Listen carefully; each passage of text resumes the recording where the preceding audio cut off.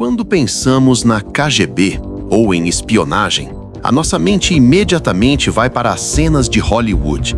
Agentes elegantes explodindo pontes, roubando segredos nucleares, perseguições de carro em alta velocidade. Mas Yuri Bezmenov, um ex-agente da KGB que desertou para o Ocidente e se tornou especialista em propaganda soviética, revelou algo completamente diferente. Segundo ele, tudo isso que imaginamos é um grande erro de conceito. A espionagem clássica, do tipo James Bond, consome apenas 10% a 15% do tempo e do dinheiro da KGB. Os outros 85% são dedicados a algo muito mais perigoso e sutil: a subversão ideológica. Na terminologia soviética, subversão não é apenas minar algo por baixo. É uma atividade agressiva, planejada e sistemática para destruir o país inimigo por dentro, sem disparar um único tiro. E o mais assustador de tudo é que a maior parte dessa atividade é aberta, legítima e acontece à luz do dia. Nós simplesmente não a percebemos porque os nossos conceitos estão errados. Bezmenov costumava citar uma frase que resume perfeitamente essa estratégia: a mais alta arte da guerra é não chegar a lutar, é subverter qualquer coisa de valor no país do seu inimigo até que a percepção da realidade dele deteriore a ponto de ele não te perceber mais como inimigo. Essa ideia não é nova. Ela remonta a mais de 2.500 anos ao filósofo chinês Sun Tzu, que escreveu que lutar no campo de batalha é a maneira mais estúpida de fazer política. O verdadeiro mestre vence sem combater. Bezmenov comparava a subversão ideológica ao judô. Quando o adversário é muito mais forte e pesado, como uma sociedade livre, próspera e aberta, você não tenta bloqueá-lo de frente. Você se esquiva, agarra o braço dele e o puxa na direção em que ele já estava indo, usando a própria força dele contra ele mesmo. Em uma democracia, sempre existem tensões naturais, movimentos opostos, debates acalorados. O subversor não cria essas tensões do nada. Ele apenas as identifica, as amplifica e as guia lentamente em direção a uma crise profunda. O objetivo final é transformar uma sociedade aberta em uma sociedade fechada, controlada, sem liberdade.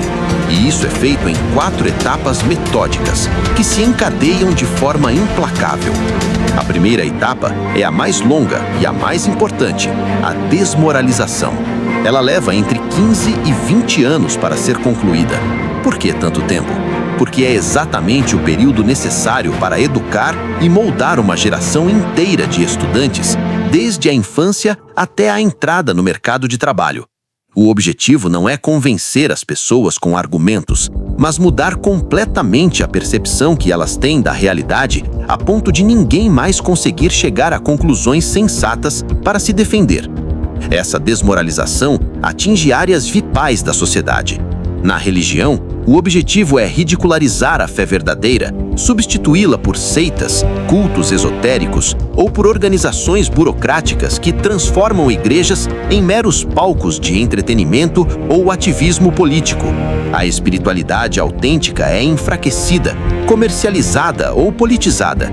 Na educação, os alunos são deliberadamente afastados de disciplinas construtivas e pragmáticas, matemática, física, ciências exatas, e direcionados para debates intermináveis sobre questões sociais, relativismo moral e sexualidade. O resultado é uma geração ignorante em assuntos essenciais, mas cheia de opiniões fortes e muitas vezes hostil aos valores tradicionais do próprio país. Na vida social e na mídia, instituições naturais como família, igreja e comunidade são substituídas por estruturas artificiais, controladas pelo Estado, assistentes sociais, burocracias estatais, que retiram do indivíduo toda a responsabilidade pessoal. A mídia, cada vez mais concentrada e medíocre, torna-se a grande formadora da opinião pública, censurando verdades inconvenientes e promovendo temas irrelevantes como se fossem cruciais. O efeito final da desmoralização é devastador. Mesmo que você coloque provas documentais, fatos irrefutáveis na frente de uma pessoa desmoralizada, ela simplesmente se recusa a acreditar. Para aquela geração, o processo é quase irreversível. Quando a desmoralização está consolidada, o subversor avança para a segunda etapa, a desestabilização. Essa fase é bem mais rápida, dura entre 2 e 5 anos apenas. É o momento do colapso total. A sociedade para de funcionar. Há escassez, violência nas ruas, greves gerais, caos generalizado. A população, exausta e desesperada, começa a clamar por alguém que traga ordem, não importa o custo. É exatamente nesse vácuo que surge o Salvador. Pode ser um líder carismático, uma revolução violenta ou uma guerra civil disfarçada de ajuda. Um governo forte, centralizador, muitas vezes de caráter socialista, promete restaurar a estabilidade. E então chega a quarta e última etapa, chamada com terrível ironia de normalização. O termo foi usado pelos soviéticos em 1968, quando tanques do Pacto de Varsóvia invadiram a Tchecoslováquia para normalizar o país, ou seja, esmagar a Primavera de Praga e impor o controle total.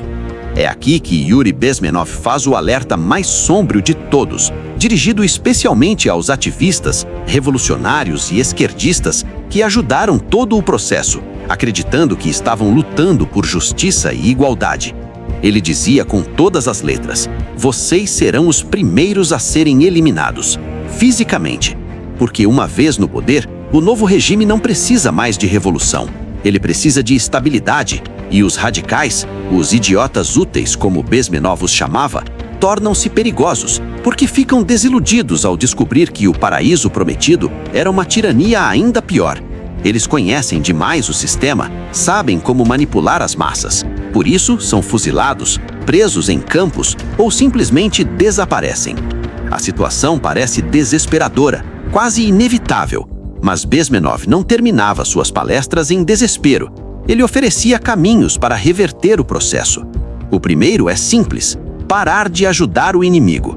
Não financiar, não dar crédito, não fazer negócios que fortaleçam ideologias e regimes que desejam a sua destruição. Empresas e governos não podem vender a liberdade em troca de lucro imediato.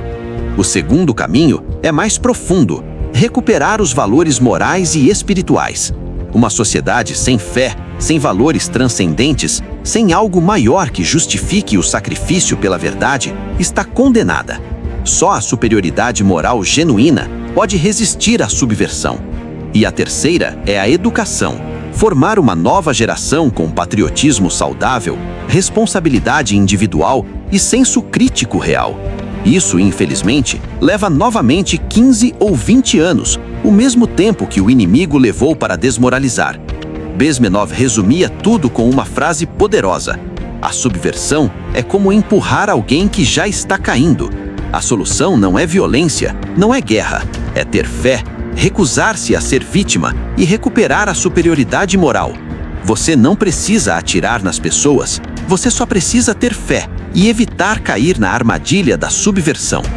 Se esse conteúdo foi útil para você, inscreva-se no canal, ative o sininho e compartilhe este vídeo. Quanto mais pessoas entenderem esses mecanismos, mais difícil será aplicá-los contra nós. Até o próximo!